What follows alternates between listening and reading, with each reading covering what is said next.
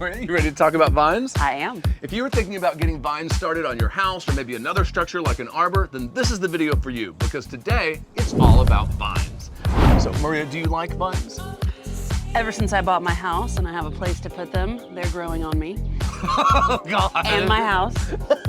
Well, I happen to be obsessed with vines. I thought that the most surefire way to have the cottagey feel that I wanted was to have vines just growing all over everything. So I got a little obsessed, I got a little excessive. We're actually standing in front of the most successful of my vine projects, and I want you to tell everyone a bit about, I'm assuming, please tell me I'm correct, Boston ivy. Boston ivy, you are correct, Okay. Ryan. It's wicked cool. It is a very fast grower. It can take tons of sun. So this is normal. Like I was going to say Yes. that I thought my house, I mean, like this is a year. This is only 1 year that it did this. And- Yes, okay. that will happen for everybody with proper care, obviously. You know, we want to make sure they stay well watered and taken care of. And yeah, you'll get amazing growth out of these guys, even in the first season. Now I want to show the before picture because just, you know, full disclosure here, I got a staked Boston ivy from Covingtons and it was about this tall to begin with. So what it did in a year is all of this. Yeah, yes. And I do want to mention, before you decide that you want Boston ivy on your house, it's a bit of a commitment because, come over here. This is what I wanted to show you. Don't get me wrong, I love Boston ivy and I love that it was able to give me that cottagey look in no time flat. But if you are on the fence about it, know that it does leave behind these little gripper feet. If you decide that you're gonna pull it down, yeah, it leaves a mark. So, you know, just make sure that ivy is what you want on that wall. So, Maria, with the Boston ivy, that was a very sunny area. I brought you to a shady area, and correct me if I'm wrong, in North Texas, we really only have 2 great options for growing vines up your house. That is true. Okay. Boston ivy is fabulous, and if you've got a shadier situation like right here, you'll want to go with English ivy. Now, what makes it different from the Boston ivy is it's going to need help. It's not just going to grip to your house with those little feet like the Boston ivy does. So you'll have to train it, and it prefers a shadier situation. Like it likes the sun, but it's going to be the happiest if it's not in just blazing hot Texas afternoon sun. I want to show you some examples of that. Okay. But first, before we leave here, I started this out as a very small vine. You know, I'm doing this with no guarantee that this is actually going to work. So far, I have just the one little guy coming up there, and I've kind of tucked him behind a nail. Who knows if this is going to work, but we'll see. This is not the result of just 1 year. This is several years. I feel like it grows so much slower than Boston ivy. Is that true? Well, I mean, it's not getting as much sun, so it's not going to grow as quickly as a sun-loving vine, but yes, it is a little bit on the slower side. Okay, let me show you the example. You were saying that it needs something to climb on. Yes. I'm going to show you. Hey, I want to show you a little tip if you're like me and like that real cottagey feel to your landscape. A thing about English ivy is in addition to growing up, it will also grow down. So I just tuck all these little English ivies into my pots, and if you're lucky, it will eventually also become ground cover. So lots of uses for English ivy. So do you remember how I told you that I was designing parts of the house specifically for vines to grow on? This was the first #1 primary spot, and I have in my sketches, this whole chimney is covered with vines all to the top. And here we are. Well, it doesn't, I don't know if it's not unhappy here, but it's No, not. it's just a little on the slower side. He's not ready for the Ivy League just yet. So you were talking about how English ivy needs something to grow on. I did not know that. My experience was with the Boston ivy that just shot up with its little gripper feet all over the place. So I put this plant here and was just like, okay, go! And so for a whole year, it did nothing. In fact, if anything, the vines grew downwards and just, you know, Sure, ground cover. So do you see what I've Yes. had to add? Sure. And now I twisted the little vines in and out of here and showing it what to do, and now it's taking off on its own. But without this help, it was just saying,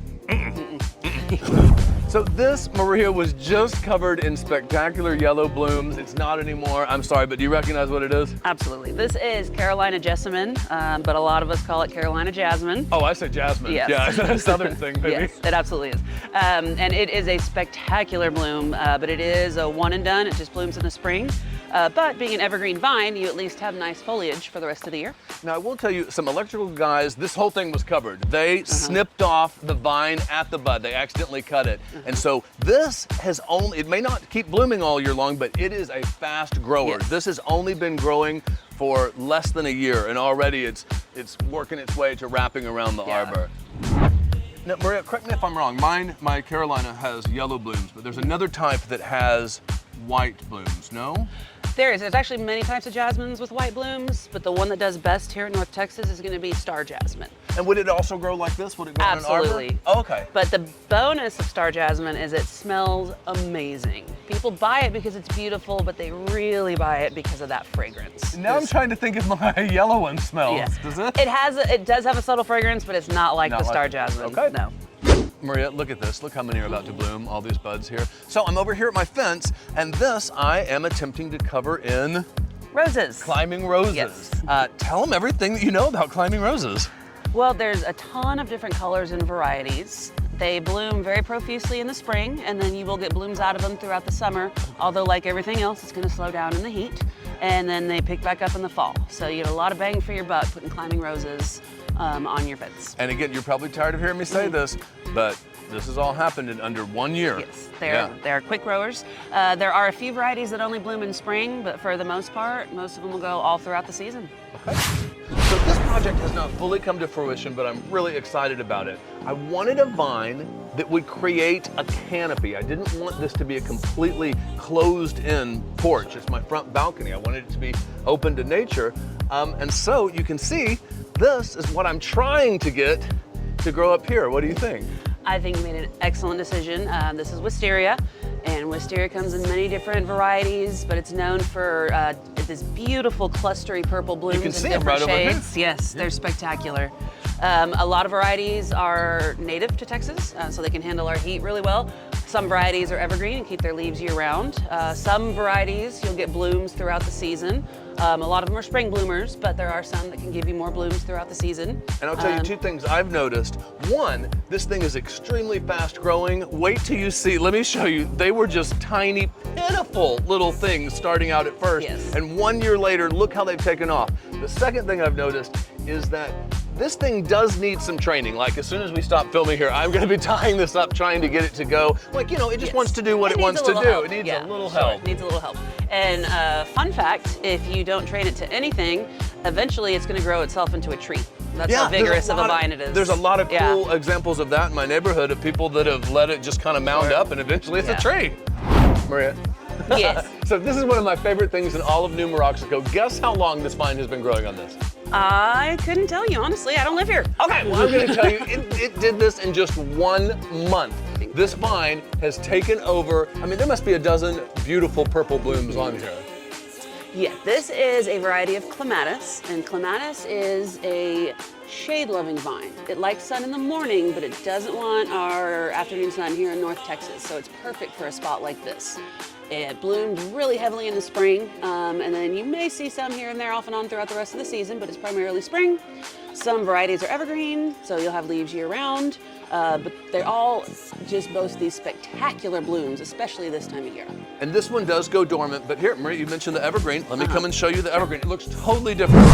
So at one point, it does join up with Wisteria, but all of this is the evergreen Clematis we were talking about. Yes. Has yours bloomed yet? It has, and let me just tell you, it is totally different looking than any other Clematis bloom. I think it's like white, kind of white It and is. small. It's a white, smaller bloom. What's neat is the leaves on this one are totally different. Yeah. Doesn't even look like it could be in the same family, and you have them year-round. Yeah, that's the thing. Is this? I was looking for a vine that would provide cover on this arbor year-round, and I mean, this thing has taken off like a champ. Yeah, it's gorgeous. So Maria, before we head up to Covington's, I want to get you to talk just real quick about seasonal vines, the vines that are only going to last, until winter. Sure. What am I standing in front of? This is sweet potato vine, which comes in several different colors and variegations. It is not going to live through the winter, but this is Texas, and our winter starts about what? Late January? And I don't know if I would want it to live through winter because it is so aggressive. It can be so, what is the word? Vigorous. Vigorous. Yes. In fact, I want to show you all the picture. This was just 1 summer of growing. Look at this. Oh my God, it's like taking over. It's a monster, but it's beautiful. A beautiful you get this monster. Beautiful color all season long. It can take the heat, no problem. You might even see little baby sweet potatoes I certainly do, in the dirt. yeah. Don't eat them, they're pretty gnarly. I can attest. Yes. I remember that dinner. Now, these do not really bloom much to speak of. They put on tiny little blooms. Little, yes, inconspicuous. But, so if it's blooms you're looking for, though, Maria, let's talk about this mandevilla. Yes, it is spectacular. It is a tropical, and it is not going to make it through winter if you don't bring it inside, but it is going to bloom for months and months and months. It's very heat tolerant, loves the sun, and you're going to get color all season long. Yeah, it does. It brings me so much joy. Throughout the summer, it will grow up this wall and just Yes. keep producing these blooms. It's one of my favorites. Yeah, and it comes in many different colors. You don't have to get this.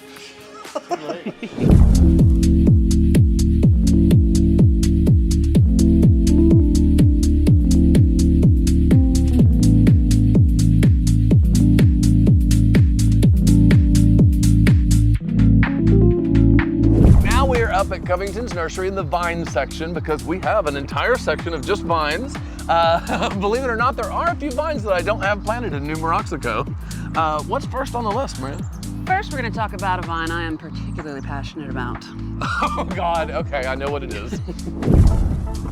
Okay, here we are. Oh man, they're not in bloom, but you can see that they're about to be. They are. So this is blue passion vine. There are several different varieties. This one is a blue flower. It is a very interesting, kind of almost alien looking flower compared to all the rest of them. I love it because it's so weird.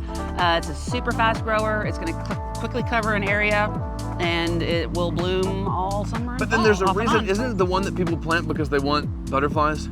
Oh, it definitely is a butterfly attractor. Absolutely. Butterfly attractor. Yes. Yeah. So Maria, we are gonna do all three of these at once.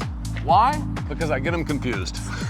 You will be forgiven for confusing the cross vine with the trumpet vine. They both got a really similar orange trumpet-shaped flower.